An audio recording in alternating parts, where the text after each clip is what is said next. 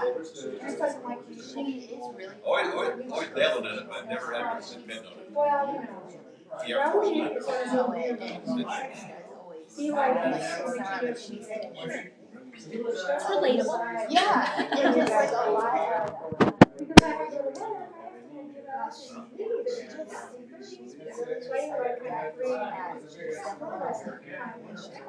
Can I use a couple?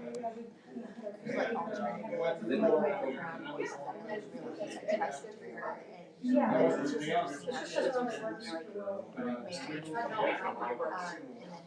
That's what my parents always told me. He really helps her a lot as well. She's so good. And then just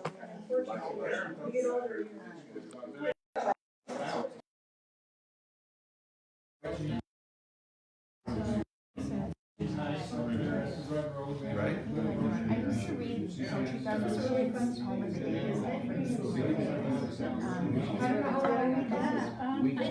I referenced it. No, And I was so lucky. How did you do that? I loved it. I mean, I just end up looking something up and I'm always so realized oh, the Power Foundation has a typeset in a lovely way. It's on their site. Just satisfied with that. Oh, and there's process. You did bring it. I believe how fun our excuse program is. So it's nice to understand that. It's sort of a standard bearer. We did.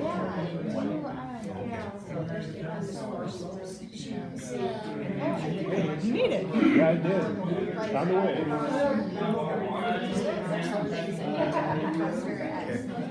Would you be interested in just reading someone else's poem? We can there's some good poetry.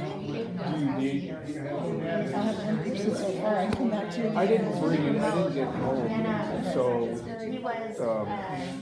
the short answer is I'm like really emotionally on the edge right now. If I read anything I like, I won't get through it. I'll lose my shit. He's also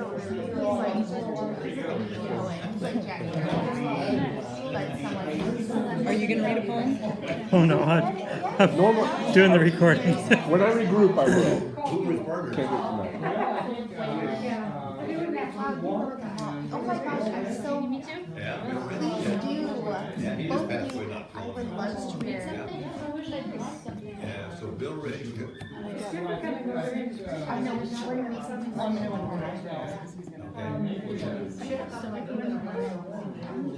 I think there was a war that had tortures. Yeah.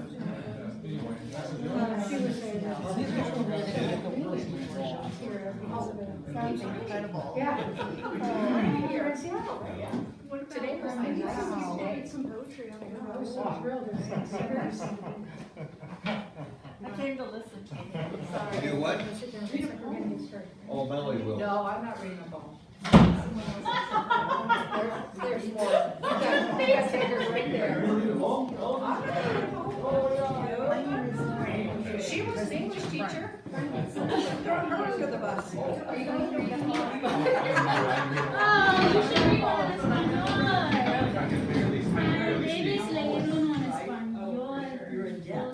And then You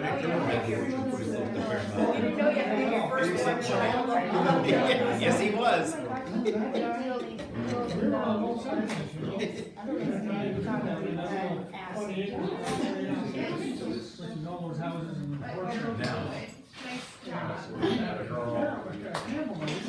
It's just because like when you write That's free. Not everybody has their responsibility. it's just so hard.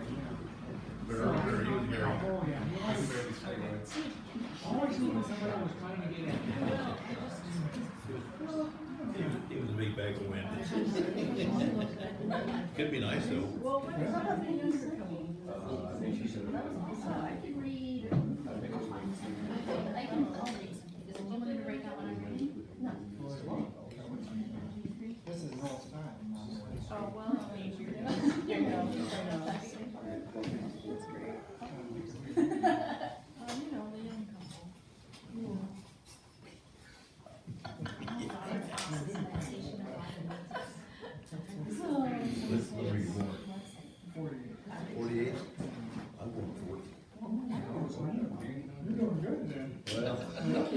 get up, move around. Yeah, I'm pretty I didn't know you fortunate. translated this poetry style both of the class. So not many people pass through this country. I didn't meet them. No, Have no, full- translation. meeting full places. Yeah, I think everybody. All right, It was a Kelsey phone call. it's not working. I think I just. Okay, there's a switch.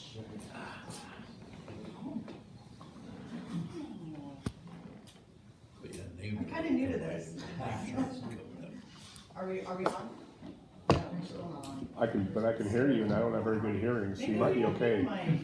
I was expecting 100 people, so I wanted to make sure everyone could hear Raúl. Okay. I don't think we need it. I think it's just gonna be in the. I think you project will be okay, because Okay. We did get it all set up, it was all. Yeah, that's okay. We don't need it. Thank you all for being here for this very first LiTFUSE Fuel, and thank you so much, Raúl, for being here, being my guinea pig. As you can see, this is a little informal, and we're kind of figuring out the bugs, and I think I should have maybe let everybody know there was going to be food, because then we definitely would have had our 100 people. There might be some people that show up tomorrow night, because I did keep up a little bit on the promos, so thank you for being here. Bluetooth pairing. It's okay, we're not gonna use that, we'll just turn it off. It might be good for Facebook though. For Facebook, would it be better to have it? Bluetooth connected. I'm okay, yeah, Okay, more would be good. am I live now? Yes. Oh, awesome. Not sure anybody's watching, but True. We need a cue next time. oh, okay. I wanted to informally talk to all of you. I know only a couple of you signed up to read, but I also want to be just cognizant of people's comfort levels. If you want to read, but you don't feel comfortable being online, we can definitely shut that down for that moment. Is there any of you who are reading tonight that would prefer to cut the Facebook feed, or is everybody comfortable? Okay, then we will just let it go for now. So, in case any of you don't know me, I am Jen Lynn. I am the director of LiTFUSE. Bluetooth connected. I came on as LiTFUSE staff. Well, technically last summer I started in training with Lauren, our predecessor, who was amazing. And actually there's been a long line of predecessors who have done for me. And anyway, it's been great. We did an all-online LiTFUSE workshop last year. That's, for those of you who don't know, in September we have a workshop where we bring in poets from all over the Northwest and even further. So, again, welcome. Before we begin, I do want to do a land acknowledgement. Tieton Arts and Humanities, which is the overseer of LiTFUSE, resides on the ancestral, traditional, and contemporary lands of the Confederated Tribes and Bands of the Yakima Nation. Tieton Arts and Humanities values all relationships that reinforce our commitment to art as a powerful tool for equity and diversity. In recognizing the history and respecting the sovereignty of Washington's Indian nations, Tieton Arts and Humanities recognizes and honors these first people and their significant role today in stewarding these lands as they continue to honor and uphold their ancient heritage. Thank you for attending tonight. Tieton Arts and Humanities Fuel, our new monthly reading series and open mic night. This event is free and part of the LiTFUSE program. Feel free to donate if you wish, though. Please come back next month. We're always going to be on the fourth Wednesday. June 22nd will be our next one, and our poet is to be announced because the poet that was going to be here is now going to be on our LiTFUSE faculty for in September. Thank you for our sponsors: Poetry Foundation, Humanities Washington, National Endowment for the Arts, or National Endowment for the Humanities, Washington State Arts Commission, National Endowment for the Arts, Fresh Hop Ale Festival, Yakima Chief Hops, Despairin Foundation, Yakima Valley Community Foundation, Inklings Bookstore, Fiesta Foods, and Yakima Coffee House Poets, and all individual donors, like many of you, make our free public programming continue. I do have out on the table out there a sign up for if you want to be a part of our mailing list, get more information and upcoming events for LiTFUSE and the broader Tieton Arts and Humanities programming. So enough of me talking to you. We are all here for Raúl tonight. And so Raúl, he is the former City of Redmond Poet Laureate from 2019 to 2021. He teaches poetry in Spanish for the Seattle Arts and Lectures program, also through the Jack Straw Educational Project. In the last 3 years, he volunteered for PONGO Teen Writing at the Juvenile Detention Center. He runs the Poetry in the Park event at the Meadowbrook Pond in Northeast Seattle. His work has appeared in a multitude of journals, magazines, and anthologies such as, I'm not sure how to pronounce these. In Xochitl, in Quicken, or Flower and Song, Floricanto is the reference as the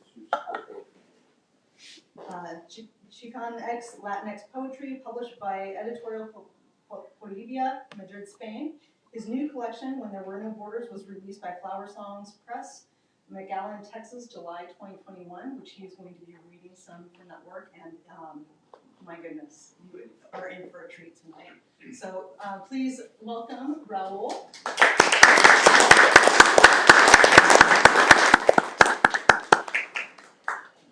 Thank you, Jen. Thank you all for coming here. Good. Coming to Thailand is like coming home. Yeah, because all the friends are here, familiar phrases I always like to hear. I'll tell you about the beginning of my involvement with Tieton after I get done with that, so I won't chew up all the time, which is valuable. As always, I learned this from Samuel Green, the first poet laureate from Washington State. He always likes to begin his set with by honoring or reading somebody else's poem.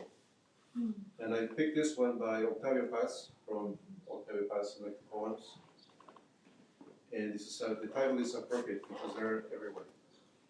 The Grove. Enormous and solid, but swaying, beaten by the wind, but chained. Murmur of a million leaves against my window. Riot of trees, surge of dark green sounds. The grove, suddenly still. It's a web of fronds and branches, but there are flaming spaces unfolding into these meshes, restless, breathing.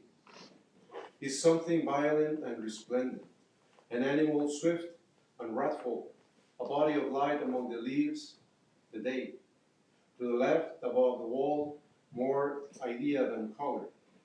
A bit of sky and many clouds, a tiled blue basin, bordered by big, crumbling rocks, sand cast down into the funnel of the grove. In the middle, thick drops of ink spattered on a sheet of paper inflamed by the west. It's black there almost entirely in the far southeast. Where the horizon breaks down, the bower turns copper, shines. 3 blackbirds pass through the blaze and reappear unharmed. In the empty space, neither light nor shade. Clouds on the way to their dissolution. Lights are lit in the houses. The sky gathers in the window. The patio, enclosed in its 4 walls, grows more and more secluded. Thus, it perfects its reality. And now the trash can, the empty flower pot. On the blind, cement, contain nothing but shadows. Space closes over itself. Little by little, the names petrify. Octavio.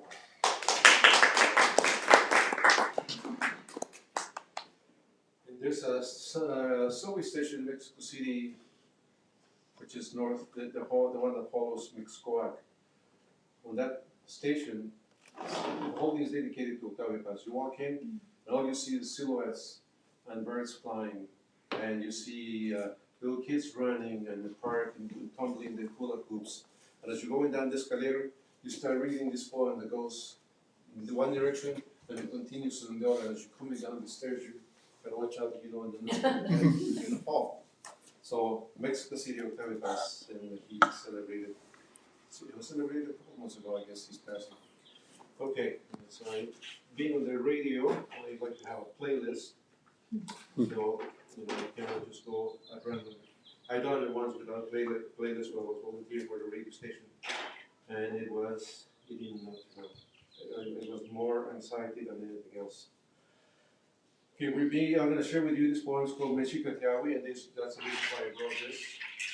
This is called Coyolera.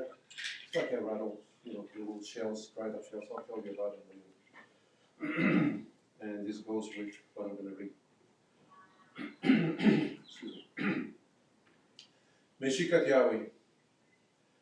I walk the steps where priests, Zapotec kings, left footprints, rituals performed to invisible gods, Huitlahuachtli, Huitlahuachtli, rulers of the world, and all the living things, their energy emanating through temple stones carved, shaped vestiges of reverence to nature, culture found 2 centuries before the Spanish arrived.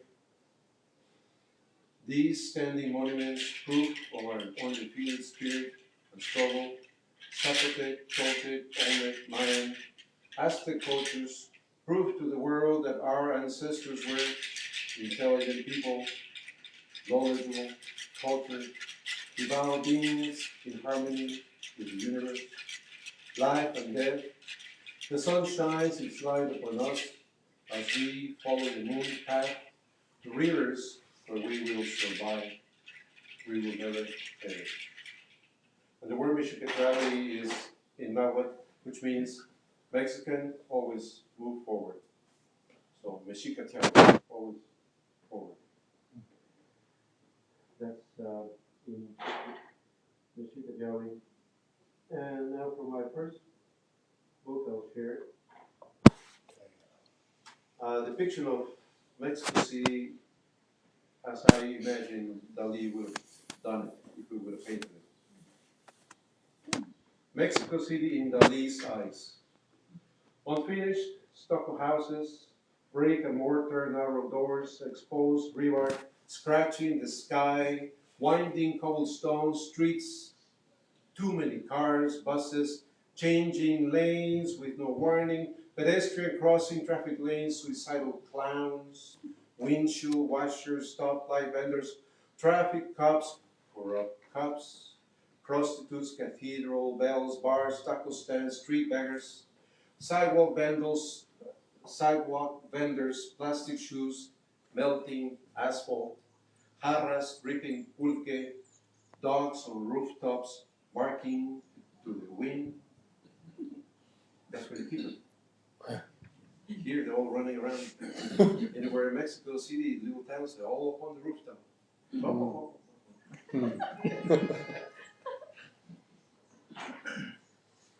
Yeah, a little feedback of my own history, and there's a lot of influences that I'm going to share here with you. 1960, I was 5 years young at that time. 1960. 5 years younger, I was standing, walking, black and white photos taken, now fading in the memory of my past. Growing up at my mom and dad's restaurant right next to the biggest bullfight rings in the arena in the world, Plaza Mexico, where everything began. Meanwhile, Jack Kerouac, Getting High, my CD, jazz poet, 242 blues choruses written in an afternoon jam session. And I came back spitting pulque in borracho orc, saloons of all sour Aztec, asking for more. My father enrolled me in a private American school, Escuela Rickards, from kindergarten to 5th grade. My best friends then were Sally, Dick, and Spot. Scared of Santa Claus, learned about Halloween before I revered the Day of the Dead. Once, I stole 2 hours from my day. I don't remember the week, month, or year, but I did it. It was the day when I put the early bird songs in my pocket after listening to the sounds of young ladies clicking heels and castanets with enormous echoes nailed down to the soulless songs sung by drunken patrons at the restaurant my father owned, where the jaguars don't stop, nor the wounded beggars, nor the condors descending from the Andes' higher peaks. I stole 2 hours. I filled them with roses, words, feelings, and metaphor, rhyme and me. Above the subway, below the heavens of this earth, where I stood still.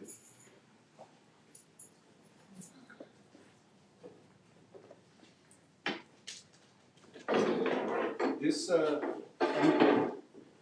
I wrote the manuscript in 4 parts. And 4 parts also sing the meaning, the 4 directions, north, south, and west, 4 seasons. In my case, it's the 4 stages of the beginning, what happened after that, where I am now, and what may be happening later on. So 4 parts, and I'm reading to you from the first part. So on this segment, I have Behind the Barbed Wire. It's a very short poem. It was published by La Bloga when I first finished it. Behind the Barbed Wire. In the olden days, Southwest folks lived free, unbound, along dusty border towns. Before there was a fence, before there was a wall, now they live fenced in, lined up against the wall. History shows us that before there were no borders, people were free to come and go. And then the borders came, and then they're still coming. Why? Because this is the United States, and everybody wishes to come here.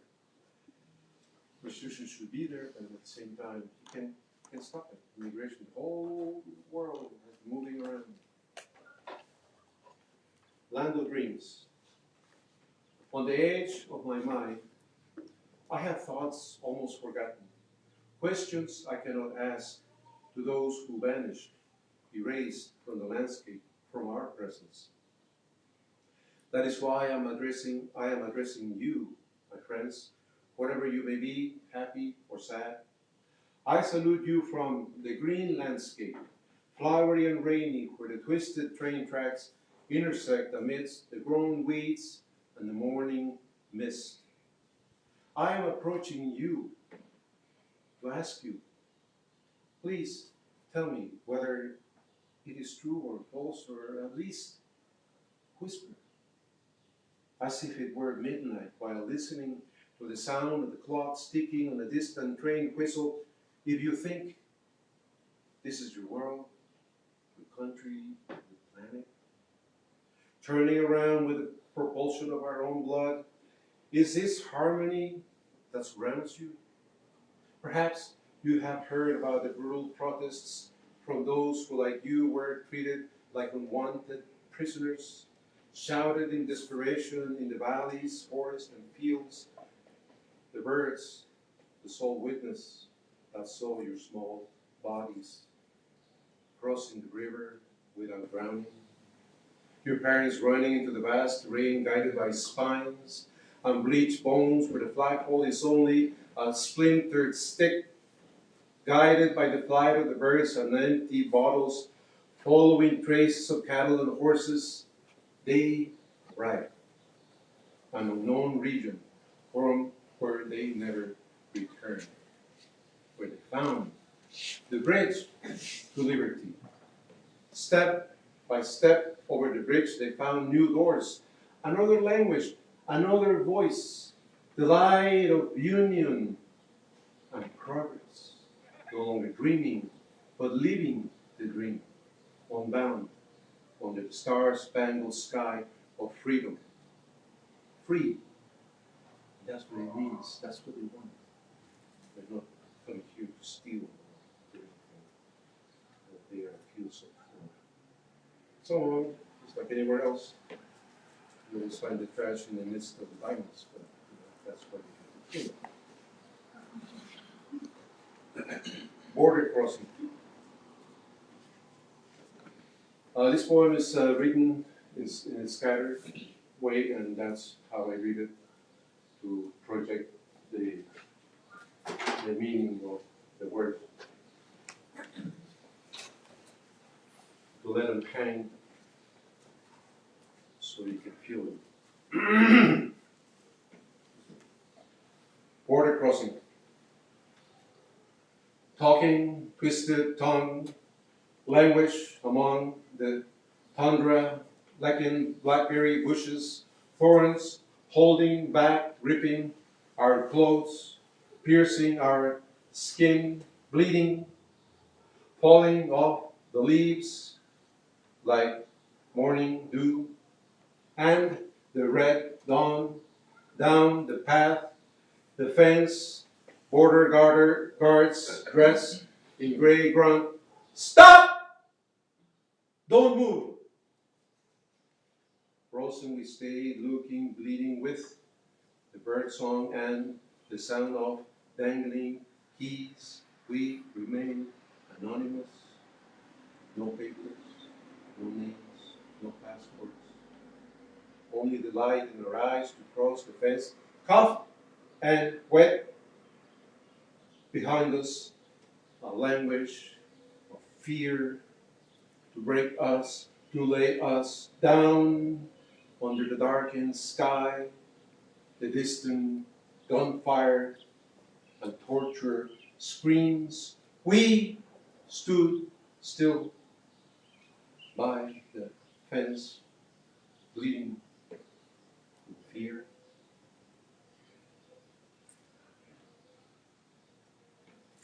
And then you make it through, as it happened to me once. Show me your papers. I will show you my papers. Which ones first? All yellow papers dated 1944. My father's papers. Atkinson railway man, Brazil, hard work, con pride. He worked here during the war. My abuelo's yellow pay stubs from the Yuma farm, scorching heat. Tio Manuel's pay stub, too small. Imperial Valley, lettuce land. What papers you want to see? First and last. My ID driver's license, legal document to move around, my wedding certificate, testimony of my wife and all my vows, my kids' birth certificates, born in this land, social security card, my paycheck stub, taxes, taxes, taxes, take home pay too low. Who wants to know? You want to see my papers, my notebook, my poems, telling my story, papers with new laws, deny my existence because some papers don't tell it all. My dignity, my pride. My dignity, my pride is not printed on those papers. Those papers will burn. Why do you want to see my papers?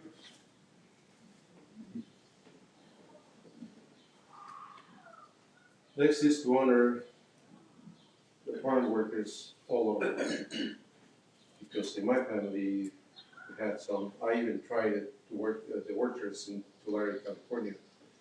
Tell you what, one damn bashful of those, you miss your step, you can break your legs. You end up dangling in there. Apples, they're hard too, but oranges, And I've tried also digging organic sweet potatoes. No gloves, no tools, nothing. Get your own bare hands. I didn't go back to that job. I just wanted to try it because I thought if I'm going to talk about it, I need to know what they're doing. I need to know how it hurts to be on your back all day long digging, pulling asparagus. Anyway, sweet potatoes. I had dirt in my fingernails. They were so painful. I said, this is not for me. So, to anybody that's working in the fields, it is a dream. I immerse myself in that dream which does not feel like a dream because I am not dreaming. I am reliving what I heard before. Back in the day, the migrant days, a vanished past, but present at best, when I smell the fertile soil, aroma of the valley in the early morning, the fragrance of the earth when rain vaporizes, swirls of hope from the hot ground up, I breathe, breathe, and breathe until my lungs can't hold such bliss. Exhaling memories like rows of apples and orange trees, rows of plum trees, rows of lettuce fields, rows of strawberry fields. Everything comes back. The sacks full, crates bursting with fruit, tomatoes, asparagus, bundles, lettuce crates, migrant farm workers filling cotton sacks, heaping, breaking their backs from dawn to sundown, aching muscles, fragile like dry sticks of fine crystal, dirty, thirsty, hungry men and women with soil on their hands. A day's work or a day's pay with soil still in their fingernails dry. Working the fields is the ultimate reverence man can pay to the land, retrieving the harvest, our land, their land, the land whose soil we walk. How am I doing? You can take as much time as you like. All right. Now next was created here, came from here, and it was from one of the call for submissions that Claudia Castro Luna did, and this is called Tieton's Bounty. Sorry. There is a hidden place atop the yellow hills where poems and apples grow, orchards as far as the eye can see. You know what I'm talking about. Black-billed magpie wings flapping, dogs running, chipmunks jumping, raccoons eating fallen apples, and the casual skunk. Maybe a distraction, but certainly not for the poets. They sit cross-legged under the trees, poets writing on spiral notebooks, sweet poems amidst the pink ladies, red delicious, sweet like limericks and sonnets. Up there lies the hidden place where poems and apples grow. Honed down, shaped under the sun, fluttering leaves like fallen words onto their notebooks. Poetic words grown, poems infused with apple fragrance, crisp, clean air gentle as the wind, born under the sun and the virgin river above. That's why I like Tieton. That lady's really, she wants to go up here. Okay, unfortunately, and fortunately in a way, it's unfortunate but been happening just about everywhere. And for me, I cannot let those things escape. American guns. Scattered bodies, bullet casings, people running, plummeting to the ground, uninterrupted, gun blast, agonizing screams, dark blood puddles, layers of skin down by the wind shadows, broken limbs, eyes closed, restful sleep interrupted, radio broadcast, an American killing Americans on his own ground. Blood, blood, blood, more blood. The barrel of a gun holds the infinite silence there. Feel for these people. Little kids. Come on. Not new star, totally taken out of the sky. Not even a chance to shine. Yeah, it pisses me off. I'm gonna say. Okay. Now, this poem was born here in Tieton. On the next over there, across the part, shaped and honed down until finally made into the book, and also in the LiTFUSE anthology, which is right there, and you have a copy too. Vines and wind, wet grass, wind, motors, children running. I am back to the night my father held my hand across the park where we sat. That cement bench still there. Vines draped over the line, my father's arm draped over my back. The wind, his soft voice, his words, distant chimes. I love you, your noble heart. Indelible, ripe as pears, his sweetness waiting to fall. My father gone, late fall. I was 12, too young to learn, but he couldn't teach me to plant vines, to drape like memories, like wind. Those vines are still there, I think. So, poetry is what I tell the students, people, adults, kids alike, slow down, pay attention, see what's in that crack. What does it look like? Okay, write about it. Are you feeling good, sad? How's your heart today? Okay, write about it. You feel shitty? Okay, do it, right? Tell me why. You feel happy? You have breakfast? Yes. Guys, the kids in juvenile detention, the priorities of the kids outside are way different than the kids on the inside. The kids on the inside, they're worried, when am I going to get my next call to see the judge? And I hope that I don't get beaten by stuff happens. The kids on the outside, and I mean, I can get this game going on, and the gameplay, and trying to sneak around and do the stuff. You do your homework? Yes, I did. Go clean the bathroom? Yes, Mom, I did. They will do. The priorities, they will always want to get out, right? The priorities are different. So, helping the kids in juvenile detention compared to the ones in schools, it's a way different. And for me, it has been a totally different experience. Just one more. This is called White Feather. No, sorry. I'll close with this one. It's for all of you ladies here. Last time I read this poem, somebody said, I said, no, I'm not patronizing you, I'm praising you. Oh, okay. The lady in the back said. Women are from Coatlicue to Sor Juana Inés. Women from all ethnicities have walked this earth with their tireless feet, giving birth, giving life. Rigoberta Menchú, Guatemala City. La Soldadera, las Adelitas, guerrilleras. Frida Kahlo, pintora. Cisneros, escritora.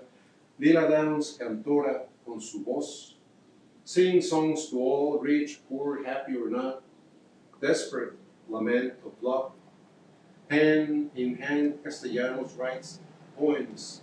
Black ink bleeding on paper, white, indelible as ghosts. Maria Sabina, mushroom priestess.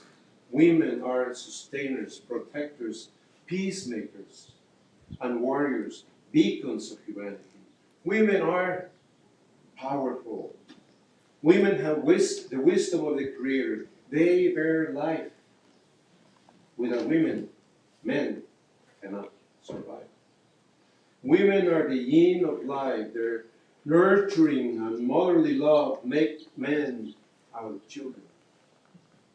Women know what we men don't. Women have a golden aura. Women shine. Women have charming power. Women change things. Women give life. Women give love. Women are curanderas, healers. Women are shamans.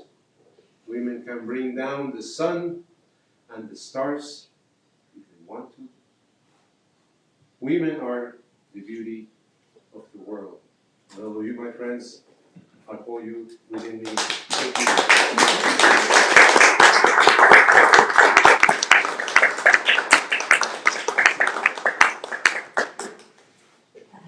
I have one question for you. Yes. In one of those poems when you were picking, why did you not want to pick oranges? Because we're too heavy. You're too heavy? The sacks are really long. Oh, okay. So you have to keep them out of one side, either to the left or to your right, and you keep your balance. Because if you lose it, you either go this way, if you miss a step, or use the. Oh, Yeah, you gotta get up on those tall ladders to do the oranges. Thank you, Raúl. Thank you. I feel very honored by that last poem. Thank you. We both did. Please buy Raúl's book. That was just such a small sampling of a very beautiful collection. Raúl, in our email correspondence, I was telling him how much his book impacted me, and he said it's definitely not a standard book of only titles and more words in one language. I see it as a cultural journey through the senses of the poet. You can smell chilies roasting, motors running, children playing, drums and conch shells blowing the hot stones of the pyramids. Yes. We only have a few readers, so I see some newcomers. Would any of you like to read a poem tonight? You can read one of your own, or you can just read a poem that you love. Yeah, for sure. Okay. I will just include you at the end, but we are going to have Lauren Improv come up, and before I bring Lauren up, I'm going to bring Raúl back up at the end and give you more time to ask him some questions, just so we can get to know a little bit more about you. And Raúl is kind of foundational to LiTFUSE and Dia de los Muertos, cornerstones of Tieton Arts and Humanities. He had a huge part in what was it, 16 years ago? More or less. Something like that. So, we will talk more with Raúl at the end of tonight. But Lauren, come on up and please share some poetry with us. Please keep it to 4 minutes. Sure.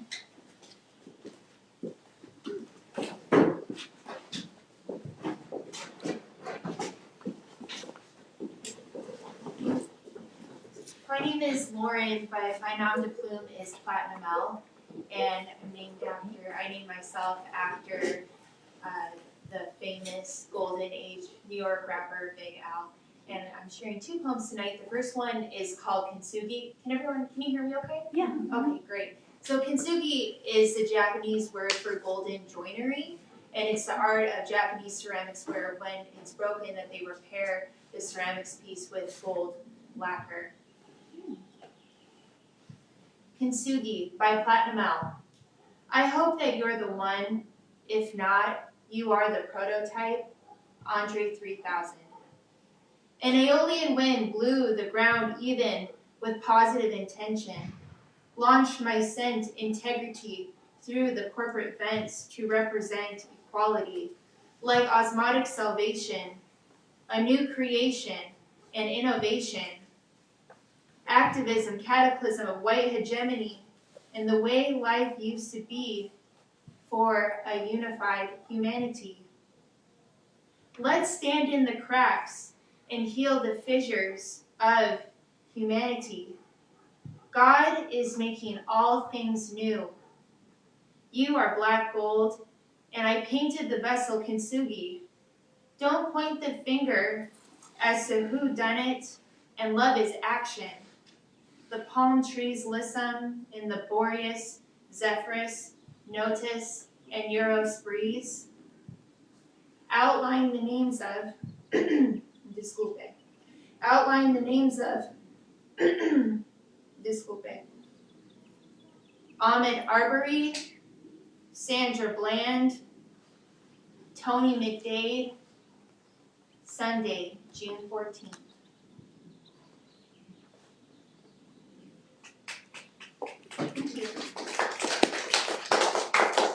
Her Light Materials by Platinum Owl. Jewels of the night gather for a sky symphonic healing sky glow. Bioluminescent wonder, whimsical insects, lightning bugs, glowworms. Watching fireflies, mystical lanterns amidst eastern white pine forests in Michigan. Twinkling insects sky glow under the trees near Universal Enchantment. Want to rise at dawn, they respond with their light. Fireflies gather under dark sky. The promise of spring, the joy in your heart, a Pollyanna escapade, contemplating the creation of fireflies and her light materials. A special glowing cosmogony, producing light through a chemical reaction between breath and luciferin. A primordial light, a magical addition to the landscape. Felicific soft-bodied bright beetles. Odd forest rave party, each light a fairy with trailing long blonde hair like Marguerite in an Anselm Kiefer painting. Golden straws planted on the gray surface of humanity. Keep your compass towards the light, dazzling with their beautiful sunlit displays impregnable, and those that perish. Light trails of the blue ghost firefly in the Blue Ridge Mountains of North Carolina, and Axis Mundi at the annual light show hosted by the Great Smoky Mountains. Yellow bioluminescent incandescent floats up from the forest floor on a nighttime hike. And in the city of Wuhan, there is a firefly park. What can I control? We're apoplectic at habitat loss, toxic chemicals, light pollution, pesticides. Use firefly populations are blinking out, fewer are lighting up the skies, causes of decline. Living fields, forests, and marshes, hidden swimming holes, ponds, streams, and rivers. These sublime light shows, these flashing lights, these harbingers of summer light, synchronous flashing behavior in this tranquil forest airy. Sitting outside my grandpa's house beside a crackling fire, I was carried there by a swarm of fireflies. Your hand screw the lid on the jar and place leaves and twigs. An odd rave, a nighttime sublime sacred show, flashlight in liminal space in the wild unknown. Thank you very much.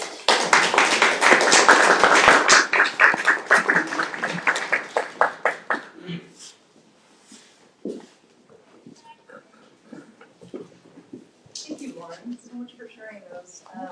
I've always been fascinated by the Japanese tradition of picking up the pieces of a broken vase and putting it back together with gold and almost making it more beautiful than it was in its own way. Senator Brown, please come share your poetry with us. Thank you. I don't know if I can read and hold in my stomach at the same time. 2 poems. This is one of my favorites, called Socks. The sock drawer overflows with orphaned socks, argyles and knee socks, thin trouser socks that hug the leg, thick woolen socks from skiing days.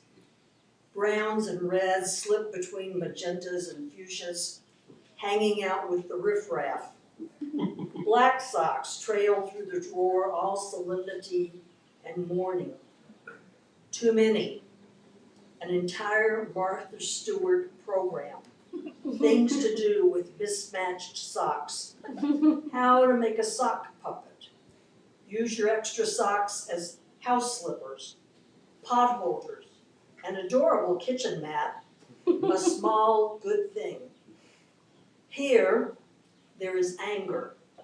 Socks readying to mutiny, hanging overboard, ready to abandon ship. Prisoners plotting an escape. Socks should marry for life. Divorce is not an option. Just when my back is turned, they are fooling around staying late at the office, green socks clearly attracted to the woolen navy whose mate committed suicide in the dryer. Socks and people should be paired. They should go through life together, wrapped in a continual embrace.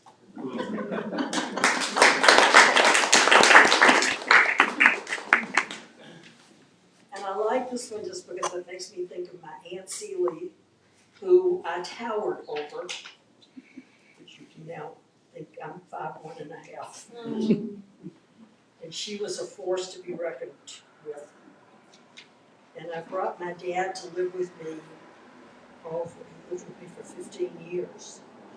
And she would write like weekly to find out how her brother was. So this is to my aunt. To my aunt who fits the whole world on one side of a 3x5 postcard.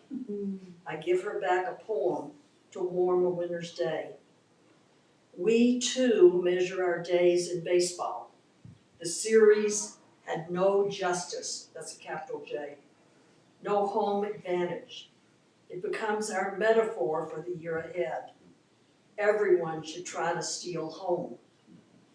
Here we live vicariously. Your brother rules from a well-worn chair.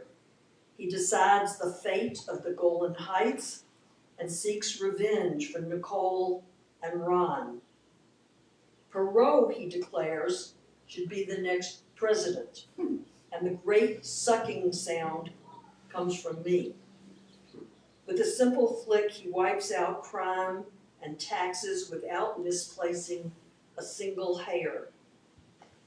Here, we worship prunes and bran flakes and polyester pants and face Edmonton 3 times a day to invoke the universal prayer for Jewish doctors to divorce their wives, keep their money and their hair, and dream of short, displaced Southern women. Our world, too, is small, but no one can squeeze so much living and love onto a rectangle that's 3x5. That, Aunt Celie, is your magic.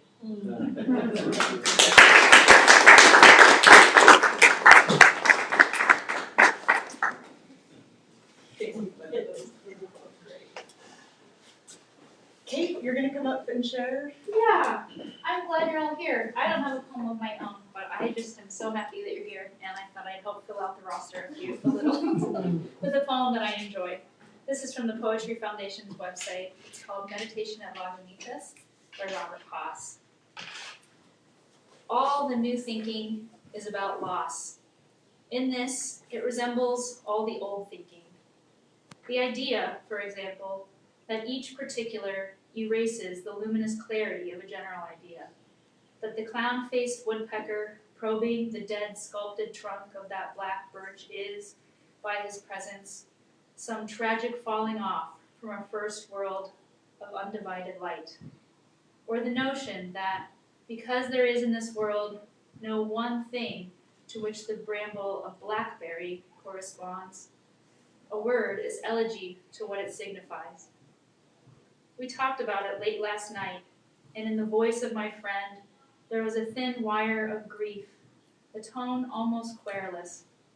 After a while, I understood that, talking this way, everything dissolves.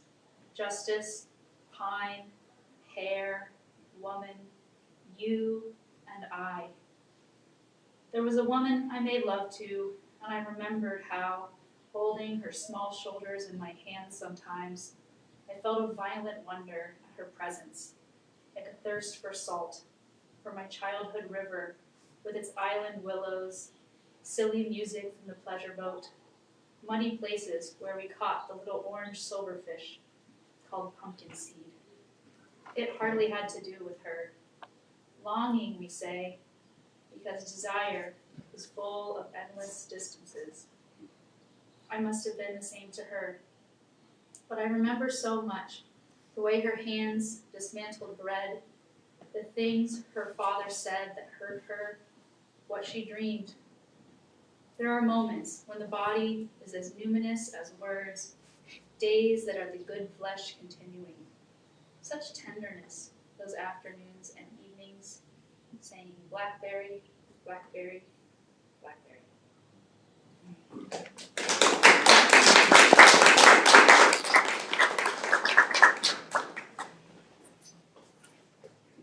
Thank you, Kate. That was an excellent choice. Thank you for sharing. Next is Ed, and I just want to plug Ed and Linda a little bit. I'm here, a lot of the reason why I am here and running an open mic featured reader series is because of Coffee House Poets. These two have faithfully ran an open mic for several years, and I, as a baby poet, wandered into their venue and was immediately welcomed in as one of them, even as a very novice poet. And so, thank you. Come up and share that. You wandered into our snare. Yes, you could call it that. A good snare. Well, I'll read, I've got 3 here. I'll read 4 minutes, right? Great. This first one is a poem on my family. It's called Boy with Ball. In the photo, you are standing on the sidewalk in front of your grandmother's house. Grandma is there too. The photographer, probably your mother, is focused on you, so just part of Grandma is there. Her left side from the shoulder down, a sturdy left leg in its heavy hose, the striped cotton print dress, her arm bent, hand on hip, an enormous breast. Grandma is watching your mother, who is kneeling to be at your level. You're just a little guy all those years ago, a toddler in soggy diapers staring fiercely into the camera, holding your precious rubber ball. You're wearing a beanie and sweater, but the colors are uncertain because this is a black and white photograph. Probably it is a red ball.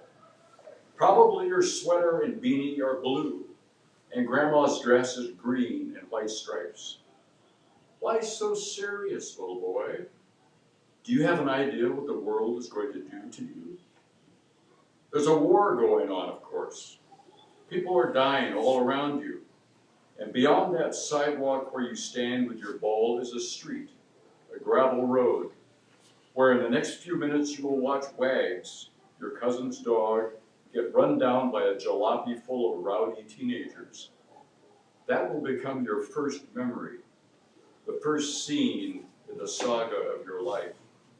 This snapshot, the prelude to all that will come after.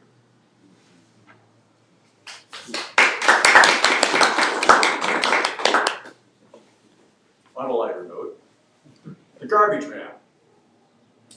Here he comes now, right on time, driving a great wheeled robot that is more rolling symphony of beeps and shifting gears than garbage truck.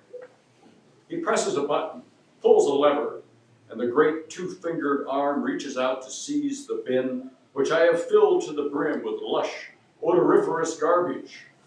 And I ask you, is there anyone more awesome than a garbage man?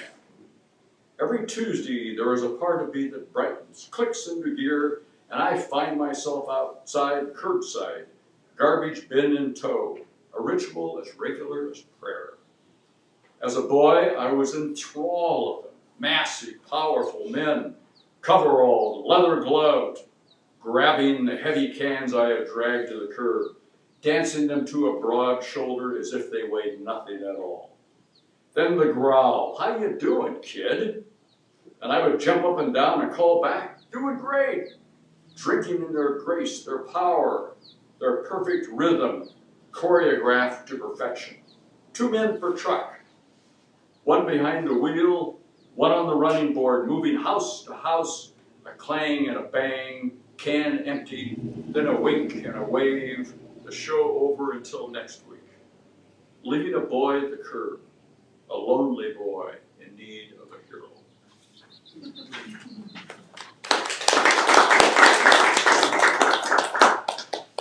And then finally, this is a new one. It's called The Night Clerk. It's been a long night for the night clerk. He's tired. He's lonely at loose ends. He's young, and he's wondering if there isn't something more than the all-night shift stocking shelves and sweeping floors at this grocery store. There's a world out there. He could be somewhere doing something more. But what? He can't seem to see something more. Nights like this, he finds himself dwelling in the past. He misses his childhood, helping his dad on the farm. There was that old car they worked on together. He liked that. The long afternoons, he and his dad bent over the engine of an old caddy. They never did get the damn thing to run. That didn't seem to matter. What stays with him is his father. The two of them tinkering with the engine, the smell of gasoline, of earth, of his father's tobacco. That's all gone. His parents, the farm. And on nights like this, when it's just him and the long aisles of cans and bottles and frozen meats, he finds himself drifting back. His mom, his dad, the farm. Tonight, he remembered the trip they took to Seattle. He can't recall why they were there. He was just too small. He just remembers they were stuck in traffic and it was raining. He remembers the sound of the rain on the roof of the car. He remembers the murmur of his parents' voices, how their voices mingled with the words of the rain, how the words rocked him to sleep.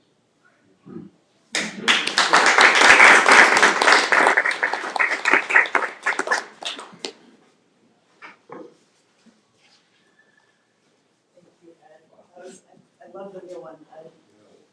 That's great. Randy, will you please come up and share with us?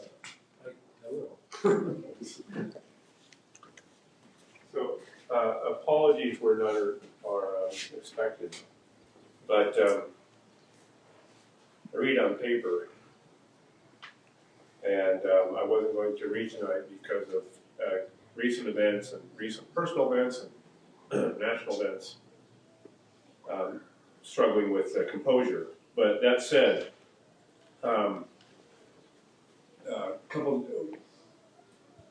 just a little bit of background.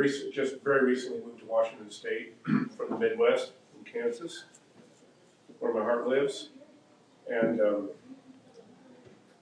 a couple of friends who lost their son, she wrote a memoir to their adopted son, David Allen Montenegro. And it lacks all the pretense of poetry in the sense that it means to be a poem, and it has everything that you would want from a poem, which is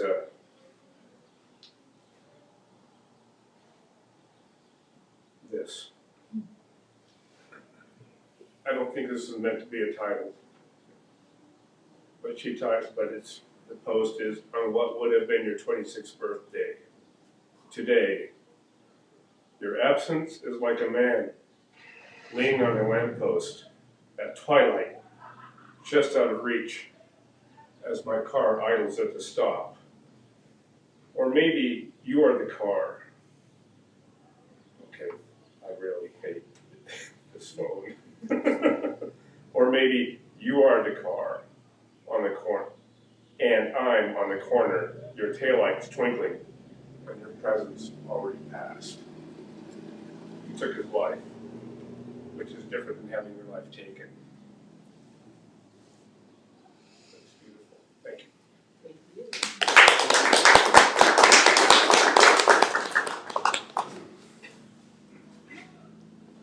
Thank you, Randy. Sorry to bother you. I don't do so well with phones either. Our last reader, Aiden, can you come on up? Yeah. And can you tell us a little bit about yourself before you read your poem? Yeah. Thank you. So my name is Aiden Hunter. Titan is dope. I've been part of some of the Mighty Titan stuff and part of the Day of the Dead stuff like that. yeah, I make music. I'm 19. No, 20. Just turned 20 like last week, so just getting used to that. It's the first time saying that.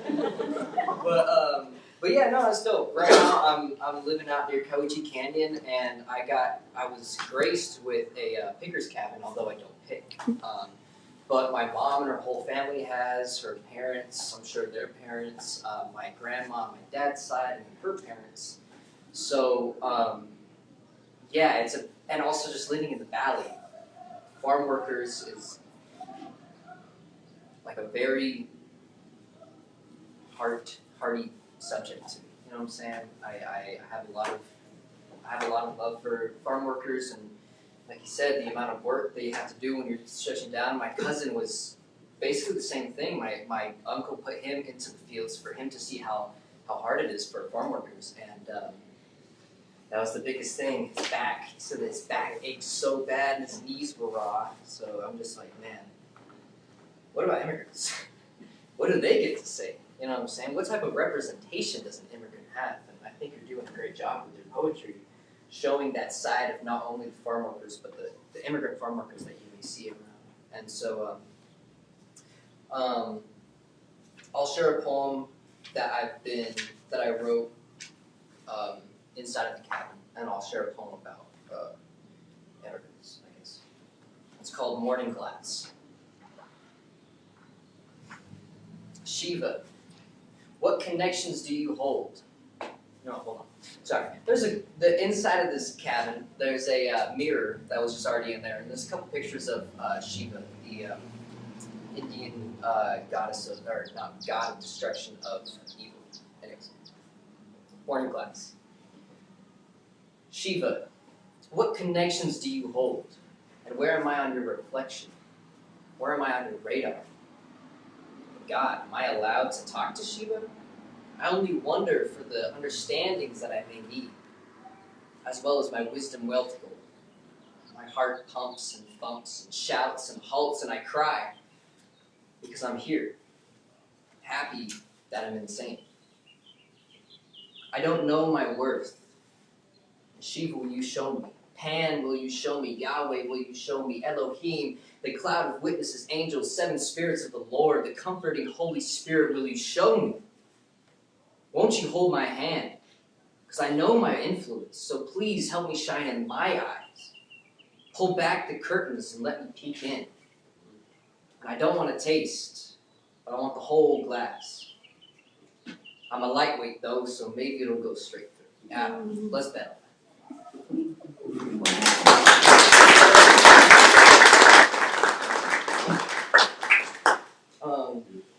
So this other one I had prepared because my sister had, she was also leading an open mic for poetry, but yeah. This one's called Water Ain't Medicine. Waking up with an itchy throat, my long fingers gasping at the water bottle, and my neck turned sideways. A similar scene seeing my primos and mi primas being confiscated. 72 hours in a detention center is like 10 years in the clink to a kid. And they think fast, man. You may think that they don't think fast, but they think, and we think. And glowing red eyes and underneath cracked obsidian, the true anger. What representation does an immigrant have? And their necks turned sideways. What voice does an immigrant have? Given water, given food, what essentials does an immigrant have? Children taken away, what heart does an immigrant have? We get given so many sips, our bodies just get used to it. Muscles tighten to leather and our skin sags to weaker balloons, just to be snagged and torn by the spinas, walked blindly through.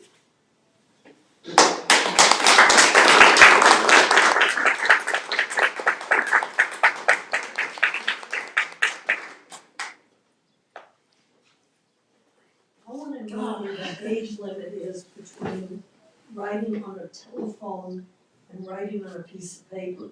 I'm feeling really old. Oh, I love paper. It's better that way. You feel it. You feel the paper talking to you. Yes, but sometimes when you're without paper, you gotta use the Yes. Oh, yeah. Oh, when it's not Just around. gotta get the words down. Yeah. Thank you for sharing. Very nice to meet you, Aiden. Thank you. I'm gonna close out with just one poem from Robert Lashley, who's gonna be here in September as part of our LiTFUSE faculty. I'm gonna read this poem because I saw a young man kind of come into poetry because of this poem. A young man. We've got a lot of hurting youth. You know, with what's happened in Texas, but there's also a lot of youth who committed suicide because even in these last couple of years with the lockdowns, you know, children of immigrants, there's a lot of hurting youth. And I had an experience at Stanton High School with a young man involved in a gang who just sat just angry, wouldn't interact with anyone. Well, unless it was violent. The 2 weeks that I was there, I just shared a poem every day, and we would talk about it. And this young man, over the couple of weeks, started to kind of lighten up. And the last day I was there, I read this poem, and he responded, and he started asking questions. And after I left, I found out he wrote his first poem. And the young man has very much turned his life around. He became a great student, graduated, and has a life ahead of him. But this is the poem that touched his life. This is called Funeral Mourner's Tag. In his beginning was a wall, a slab of brick, mortar, industry concrete reformed to formlessness by the miracle of Krylon. Reformed by a line that almost moves itself in layers, tags, and accents. Spray-painted breaths of grass and the earth are signature for his homeboy's memorial. In layers, his boy is there, then away from him, a shadow, in his oaks, the equation, in his numbers, and letters that split and construct meaning. Sirens will soon ring, light will be blinding artifice, yet the homeboy will still search for his homie's face in abstractions over clarity over abstractions. Art history will soon be ivory so pure, yet tonight is not for product, but process.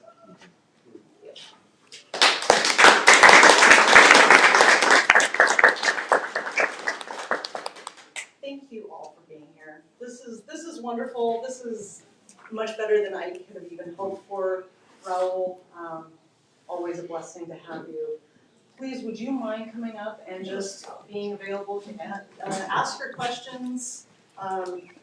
You can share another poem if you wish. Yeah, before they think of their questions, thank you for sharing that. And this is one of the latest publications for the PONGO Teen Writing group that came from detention. And in this book, there's a poem by one of the students. We don't call them prisoners.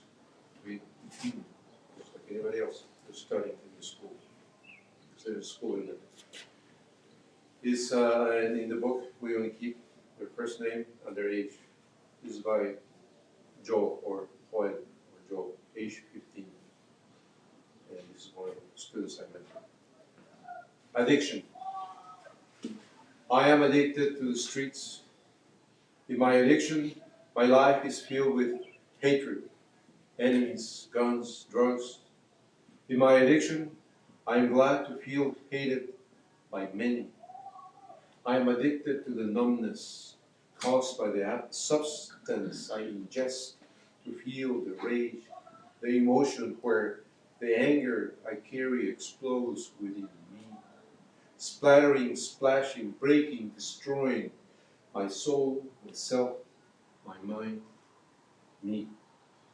In my addiction, I think about the damage I caused, the hearts I broke, the splinters in my fists. In my addiction, the real me becomes an unwanted thing. I am addicted to be understood, To be given the chance to express myself without prejudice. In my addiction, betrayal becomes in the form of denial.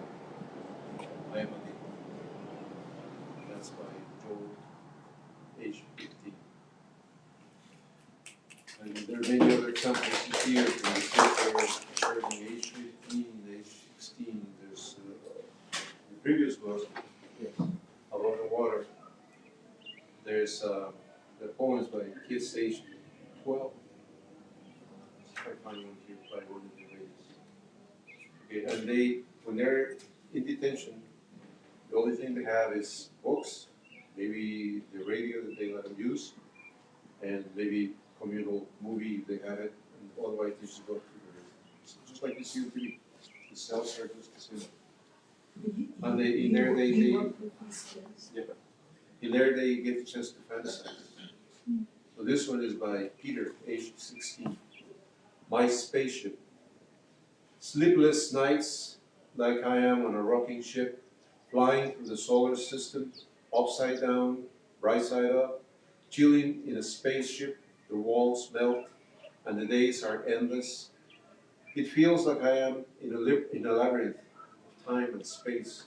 I feel trapped with no way of escaping.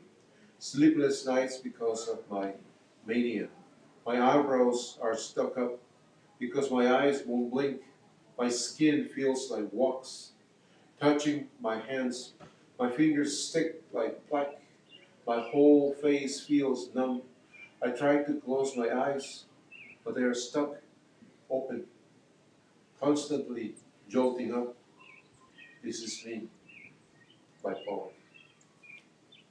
Dedicated to myself and my family.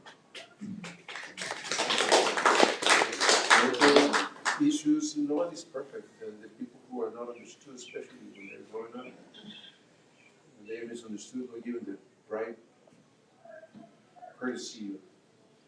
Okay, so let's talk about what they don't want to, that's what they can do. If they're willing to go for it, accept it, help. I brought these two other books from last year's anthologies. This is from Denny Middle School, and this is from Mercer Middle School. And I work with the kids, and of course, the title of this book, The Year When Everything Changed. Tell you, those Zoom classes were terrible. Let's see. Just that random. Here's a book, poem by Christopher, the English version. I'll show you. We would like you to know that we can improve, not only mentally, but physically. Nothing will happen if we do not have the motivation that it takes to do it. Many people want to change, but they do not have the motivation that other individuals have. So people want to find an easier alternative. The only thing to do is change the way of thinking so that they can go out and become a beautiful life. The sentiment is there. Kids, when they tell them, first they, good morning, boys. They said, I'm here because I came to learn from you. They go, this guy's nuts. I said, no, look. I said, you're down here.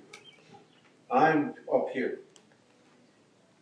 I traveled all this way already. A lot of issues and problems. And you're about to go in the same direction. So let me help you by telling you what I've been through, so maybe you can avoid them. Watch it. Don't make the same mistakes. And they go, oh, okay. Easy connections, just like, syrup on a pancake, right? Raúl, Yes. What when you think of a student who has really taught you? I mean, obviously they probably all have, but is there a story that really stands out from a big impact that a student had on you? Yeah. This was Evergreen High School with Professor Hernandez, I forget the first name. So this kid, every morning, he's sitting at this desk, right? Put it down, and up. He's just like this. Paper is there, pencil on one side. And he's not doing anything. He's just playing video games. I said, okay, you know, I'm not pushing it. They're not my kids. I'm not a teacher. So let them go. I keep going around the tables and say, okay, good job. And oh, that's interesting. And then I stop by him and say, what's going on? Nothing. Okay, well, something will come. Next day, same thing. Third day, same thing. Put it down, staring at the desk, I can see. So I got down and I said, so I could see talking in my eye. And I said, there's still nothing on your paper. What's going on? Are you gonna write about something? Is there a problem or you need help? He says, nothing. Then I said, okay, let's talk about nothing. I said, what does nothing mean to you? He says, I don't know. I said, well, you know. Like, you have no food, you have no shelter, and you don't have energy to do this. Let's talk about nothing. What does nothing mean to you? The universe, you don't know what's out there. A house, you don't know who lives there. Do you know how something's run? He said, no, nothing. I said, well, let's write about nothing, because I need to know what does nothing mean to you. Well, that got it going. He wrote about nothing. I wish I had his poem here with me. It's in no, I didn't bring it. But he said that he writes his experience about how much he hates poetry and that he didn't want to do this. But he says that he has realized that he has to do something. He says, and finally I wrote a poem, even though, no, he says, finally today I wrote about nothing, even though I don't like poetry. And I said, see, told you, that's your poem. So that's the kid that told me, when they say nothing, oh, there is a lot going on in there. Just nothing. There's something. And I'm going to pull it out. So for me, it helps getting out at their level. Not like this authoritarian. No, just, you know, I do I. It's the easiest way to communicate. So that's one, the most remarkable one that I have. So, Tieton. It was the summer of 2018, more or less. I invited Michael Shine and Paul Nelson and other poets to a picnic in the backyard of our house. Included was a Nicaraguan poet who worked as a janitor for the libraries at the time. He brought his marimba from Nicaragua, which is there. They roll them up, they carry them in the back. They just go out, right? Just like you see somebody selling candy. They open those tables, like, you know, like this thing, you know, X. They lay the marimba on top and they start playing. So everybody loved. He's playing with the marimba, Nicaraguan marimba, and the poems that he shared with us. A little bit of a broken English, but he was able to come across. So then we ate. Michael says to Paul, because he was already thinking about something to do, and he might have known that I knew about it, but he didn't want to ask me directly. He said, he asked to Paul Nelson. He says, hey Paul, I'm thinking about doing this celebration, the dead. Paul Nelson, you might not know, maybe you do. And then, do you know anybody that, and Paul turns around, he says, that's your man right there. So he's pointing at me. So I said, oh. So Michael called me, so we talked, and then we told me what he wanted to do, and I said, sure, fine.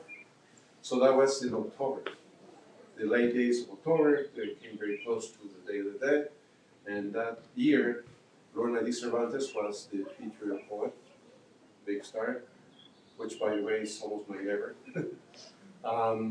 And we combined the Day of the Dead with the first, must have been the first LiTFUSE workshop that day in the warehouse.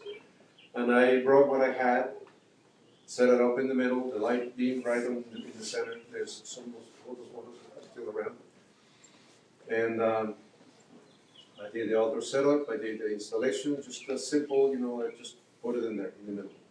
Everybody was sitting around the room, lights were out, And I started talking to them about the day-to-day, the meaning, etc., stories and the mementos people left in there. So I encouraged them to come to the altar of the offering and leave a name, a little prayer, a poem, anything you want.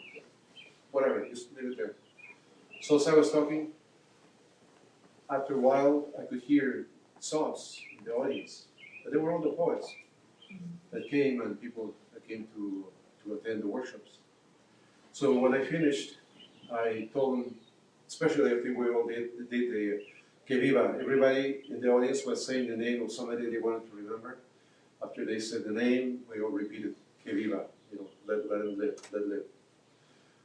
At the end, these same poets from whom I've been learning so much over the years, they came to me to tell me that they were thanking me for something, for what I did, which they said they had no idea that there was such a way to revere the people who have passed before. Because all, depending on the cultures, when you're dead, you're done, you're gone, forget it. They take your belongings and trash them out, because you're dead, what you need anything. The cultures, you're dead, if you die, that they revere you, they remember you. The Asian cultures, Mesoamerican cultures, and in other places. So I was very thankful, and then I thought, well, if there's any way to pay back to these poets what I learned from them and friendship over the years, it was a way for me to give back to them. So that was the initial. The next year, I don't think there was no Day of the Dead because I was only LiTFUSE. The following year, LiTFUSE continued.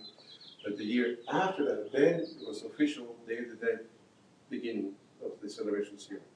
So it was 2 years after the first year. Ever since then, I've been coming back. So as long as I can breathe and talk, I'll be here. Even if you had to drive in a freaking wheelchair. There's always a shovel. Okay. Okay, questions for me? Anything in particular? And like I said, and I mean it, I come here and I feel like I'm at home. For real. Yes? Thank you so much for your poetry. It really is an honor to hear you. And I was wondering, do you have a favorite literary device or style that you like to use in your poetry? Like alliteration, for example? Yeah, I like to use monosyllabic words. Because depending on how they sound, I can use them to do a boom, boom, boom, boom, boom, boom, that one to the other. And if I stagger them, even better. And if I throw a little bit of Spanish in there, which I did not do today, to me, I tell them it's just like putting a little more sauce in your salad, mole, or whatever. Tacos, cheese sandwiches, whatever, right? A little more syrup on your pancakes. So, and some of them in this book, there's some of them, in fact, let's see. Who can help me with a little Spanish? This section. But it's very easy, all you need to do is just repeat one word. Vale. Who wants to do it? Okay. We're just repeating. Oh, you want me to go up there? Yeah, come here. Yes. Oh, okay. I need to look at the same thing I'm looking at.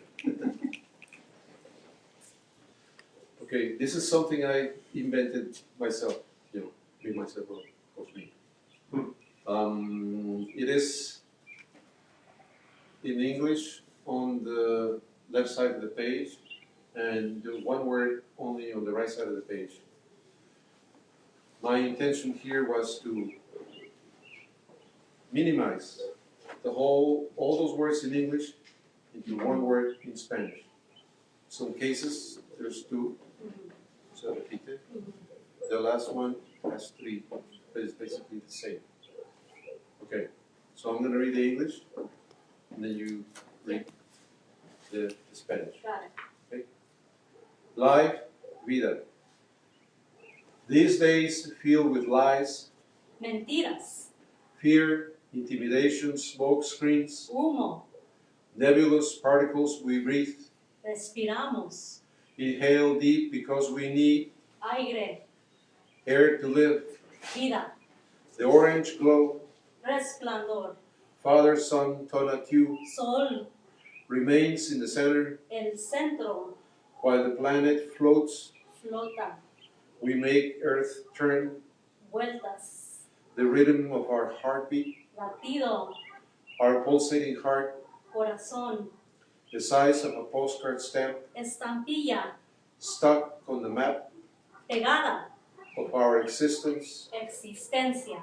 The cycle repeats itself. Se repite, The cycle begins one more. continúa, When night falls, we rest descansamos, our soul alma, to see the light, la luz, the new wind of change, viento nuevo, the new day.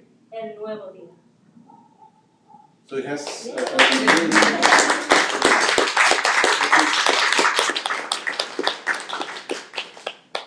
See, this way I don't lose the audience, right? Okay. In here, there's another poem that I did myself. There's a prose poem in here, which is titled contract number 127068, which is the contract number of my father, which I still have. I have at home. And also the title of the book, Cuando no había fronteras, when there were no borders. I'll share this with you. The title came from a conversation with the former U.S. poet laureate Juan Felipe Herrera at the Richard Hugo House on November 22nd, 2019.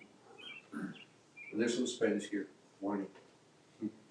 We talked about quelites, watercress, and herbs, good for the body and mind and the memories embedded in the fibers of acosiles, esquites, elotes, and all that we left behind. Not a coincidence, but a cultural fact. When we learned that nuestros abuelos, padres, tíos y primos crossed la línea to harvest the land, from the Yuma fields to Lares groves, Louisiana cotton, cattle and horses, Colorado, Idaho, Nevada farms, they worked the season and then went back before snow and frost covered the ground. Too cold in the norte, heading south to some land. We agreed en aquel entonces, back then, cuando no había fronteras, when there were no borders, they crossed, worked, and went back. That's it. Back then, we were not shadows. Now we walk through the shadows. History has been forgotten. What was dignified then is now a criminal act. A death sentence equals the desire to live, to be free, to be happy, to speak their mind. We belong to this ancestral land. So that's the title of the book.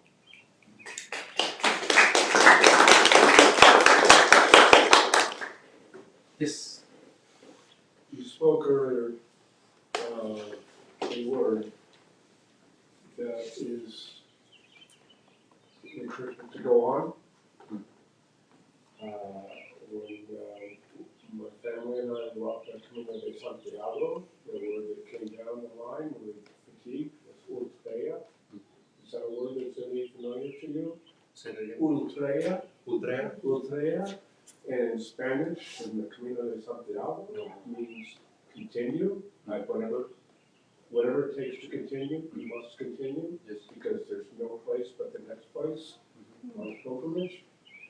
Is that synonymous with the word you spoke of earlier, or is that a connection that you have? It's a different connotation. Different connotation. Yeah. The same meaning but from the different culture, but not translated either. But it's the same idea. Is the connection authentic or not? Between the two words, no. Okay. You know, Mexicatewi is just Nahuatl from the Aztec Nahuatl community. I don't want to make a connection, it's not there. Yeah, but Ultrea is a little bit different. However, the meanings are the same. You know, always keep moving forward, don't look back. Just whatever happens, walk away. Yeah. Questions, please. How long have you been writing for? Oh, well, in '85 I came back from Florida to Seattle, and I found out that there's a writers group, a Latino writers group by the name Los Norteños. Not the Los Norteños, the kind of group, but writers group.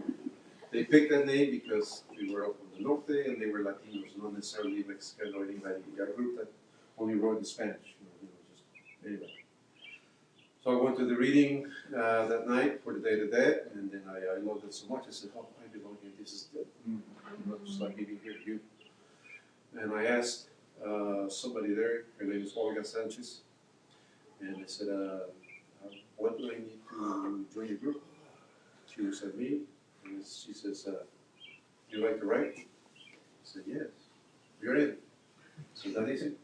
And I say this because in some groups, I don't know why, they have their own little rules. I don't know now if they change, but they give you a test to see where you at in your. It's like, come on, man. If anybody wants to open the doors, don't be selective. You want the Miss Libretto to walk in and say, "Oh, hi."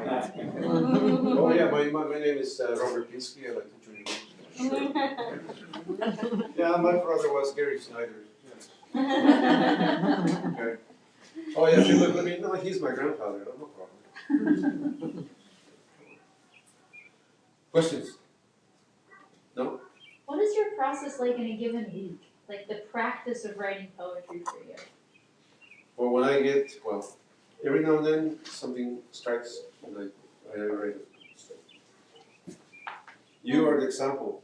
Keep one of these in your pocket and a pen.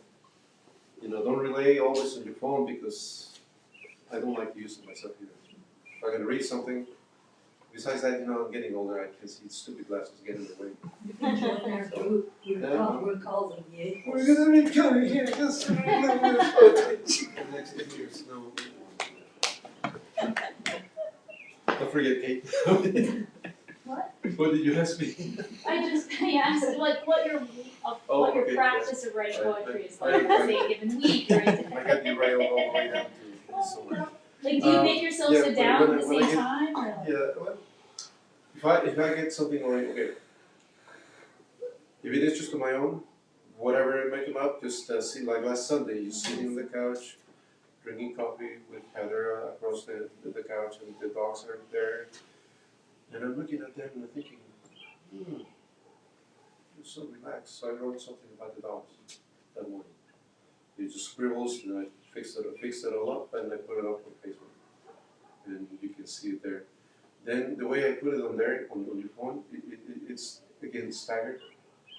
And then 2 days later, I looked at it again, and it looks almost like reverse. You don't have concrete poems, the words make the figure, but this is opposite. This is outside. The blank space is the actual what it turned out to be. And I didn't even see it until 2 days afterwards. If you look at it, it looks like a cup of coffee, almost to one side. And then what's in the middle, it looks like the steam coming out of it. So those words are on the other spaces on the side of it. And then I thought, I didn't realize I did that. So I thought, there it is. So what I put in there is part of the exercise. If I need it, I know where it is, right? If I'm going to keep it, then eventually I take it out, remove it. So I don't want that. Because if I want to put it in a manuscript, and if they, depending on the printer, the editors, they're that big asinine to go out and look and see if it was published somewhere. If they see it, then I will get my better polish. So, it's that. But that's it, that's part of the practice. Sometimes I just do it in here, and whatever comes, I keep it in there until I remember that I wrote something about something, and I go, where it is? Where is it? So then I'll go looking for it. Once I get them all done, then I put them aside, and eventually I pick up the folder and see what's going on in there. Or if I see a call for a submission, then I pull them out and I see what do I have. Maybe I have something, maybe I don't. And if I do, then I start cleaning it, breaking it down, working with it. Everybody knows that writing a poem like I just did just now that day, it's not a problem. Anything flies. It's good. When you start revising and you start editing and then you share with others and you say that and you compromise the words and your lines are too long and you have to economize, that's where the work comes. So a poem, a real finished poem, you may get lucky, you just bang, hot sun on the first shot. Great. But there's always going to be a struggle. And as I've been teaching this today, back with art, we talked about how in the beginning, all our work is bad. It's just trash. But don't throw them away, don't feel bad. Because from the bad comes the good.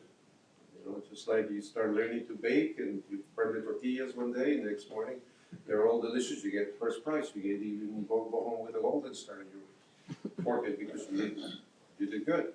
So it's a natural process, right? Yes. I'm a historian, and I write about a Japanese woman that used to write poetry here in the 1930s, here in the Yakima Valley. And I always try to think about like what kinds of things I'm leaving behind in 100 years somebody might find. What will people find in 100 years that will your poetry? What kind of poetry will they find that will tell them about you? Well, hopefully they'll see that I was not an elitist, number one. And secondly, that I write about my people. And that's why in the book there's a Nahuatl name, adopted name. Tlaltecat means man of the earth. Why? Number one, because I was born here, in this planet. Number two, I don't call myself or identify with any other place unless it's on the passport or whatever. You know, born here, born there. But I'm a human being, just like all of you. And this is an example that I tell the kids and others. You look outside, the fir trees, the maple trees, the orchids, the madrone trees, the apple trees, all of them are beautiful. They all look different, right? The roots are in the ground, along with all the beautiful flowers and shrubs. But because we cannot see beneath the ground, we do not know that those roots are connected. Talk to the trees. They talk within the root system. I read about it. So, using that metaphor, or that example, I tell them, we're all the same. We all have the same roots. We're all humans. You have a heart just like mine and yours. We have red blood just like you and even the animals out there. We just look different on the outside. So what's the point of hating each other, discriminating against each other? We're all the same. Very easy. People can, the kids, when I tell them that, they get it. I said, oh, she's okay, so that late, okay, maybe she's an apple tree, whatever, a plum tree, what do you like, peach, okay. And this big tree, you can make a house out of that if you cut it down. What would you do? Would you leave them alone? No. Once they know that we're all connected, they go, no. I'll just go buy them somewhere. And that's what they want to get flowers, right? But the association of what makes sense. In the kids that don't get it, sorry, I guess they found them a little harder, just like the kid that didn't want to write about nothing. Because in the end he said that he realized I missed that part, that he was wasting too much time playing video games instead of learning something. And today he finally wrote a poem about nothing, even though he doesn't like poetry. But anyway, so it worked. All right, well, thank you very much. Unless anybody has another question, or go ahead. Or you want to hear more about the whales? One more about this, one more. Okay. So the section 4 is more about the Northwest. Orca whales, jewels of the Salish Sea. And this was inspired by Alfredo Araguin's Twilight painting. One of his paintings is out there in the lobby of Radio KDNA, La Mera Mera. One of his books is right there. Yeah, I had that book. Okay. 1. Abundant salmon for the orca whales, porpoises, sea lions, otters. He sang of the restless seas where the great whales live, play, feed, reproduce in the inland waters of the Salish Sea. Eagles watch them swim, entangled in polluted waters. Quaalude and macaw hunters know Schlenigan. They respect their obligation. Undeniably, they are starving. Oil companies drilling, overfished salmon. A long time has passed 34 years to be exact. But the humans love to watch them. 2. Swooshing and crashing, showing their dorsal fin. Illumination has a sacred obligation to the orca whales, feeding them, keeping them from starvation, emaciation, and death. Swooshing and crashing, showing their dorsal fin. Alfredo watches the whales travel the Salish Sea, the playground and feeding grounds, swooshing and crashing, showing their dorsal fin. From the twilight above the water to the blue darkness beneath the sea, the horizon steers somber clouds across the muted sky, swooshing and crashing. 3. Our desire to eat their food on the dams holding the salmon back, not enough food for the orca to survive, swooshing and crashing, showing their dorsal fin. Salmon dwindle due to climate change, pollution, container ships, yachts and illegal fishing. Distant swoosh and a faint splash reflect their majesty in the rippled water, trying to survive. Orca whales are the jewel of the Salish Sea. Thank you so much.